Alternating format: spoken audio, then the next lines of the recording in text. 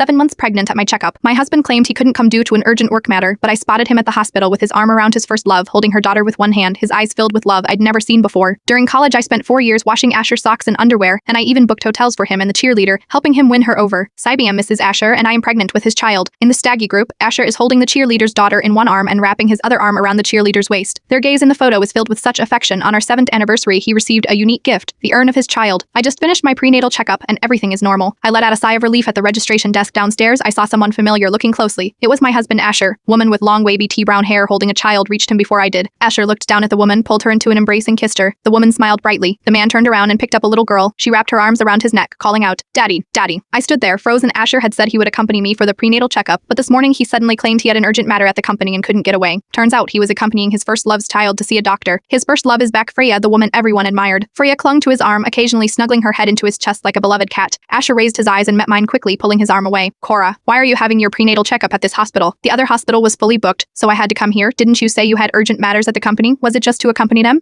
The baby in my belly suddenly kicked me hard, and a sharp pain hit. "It's not what you think. Freya just returned to the country yesterday. Her child had a fever. She was too anxious and could only ask me for help. Please don't make a fuss over a child, okay?" Asher explained with an innocent expression. Freya raised an eyebrow disdainfully. "Oh, the girl who used to wash Asher's underwear has made it to wife status and even got pregnant. Don't delude yourself into thinking this will earn his love. You are just a substitute for me, always have been, always will be." Asher stood there blankly, letting his beloved maliciously slander me. I clenched my fists, my nails digging deep into my palms, leaving marks clutching my stomach. Cold sweat poured down. At some point I passed out. When I woke up again, Asher was gripping my hand tightly by the bed, tears in his eyes. "Thank God you are awake. Don't scare me like that, okay?" I avoided his gaze and said coldly, "Leave me alone. I don't want to see you. Just go away." Asher was slightly taken aback, probably never expecting that someone who was always so compliant could lash out. Asher lowered his eyes, the gentleness in them vanished instantly. "Cora, don't be ungrateful. I just accompanied an old friend to the hospital. I'm warning you not to act up. I chose to be with you because you were more obedient and sensible than others." Asher slammed the door and left. How absurd. A man chooses to marry a woman, not because he loves her or can't be without her, but because she's obedient and sensible. It's utterly ridiculous. I've been in love with Asher for 10 years, always trying to be the supportive partner, but in Asher's heart, there has always been a space reserved for Freya. Perhaps I should be grateful. I become Mrs. Asher, the wife of the CEO of a public company. I shouldn't ask for more, and I still yearn for his love, for his heart to be solely mine. During college, Freya and I shared a dorm room. Her name suited her well.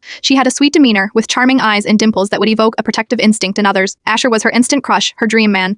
Asher's features were striking like a Greek statue, seemingly favored by the divine. His deep-set eyes beneath thick lashes exuded an air of noble aloofness. He was the head of the sports department, and I'd been an athlete since childhood. When I applied for the sports department, he said my passionate speech moved him, and he chose me first. After joining, he would often have me help organize various sports activities. I found not only his appearance captivating, but also admired his organization skills under his leadership. Many of our department's large events received high praise from the dean. Asher became a campus sensation, with girls flocking to him like a popular star. He joked that none of those girls compared to being with me. He said being with me was comfortable and different from being with them. Though just a joke, it made me happy for days.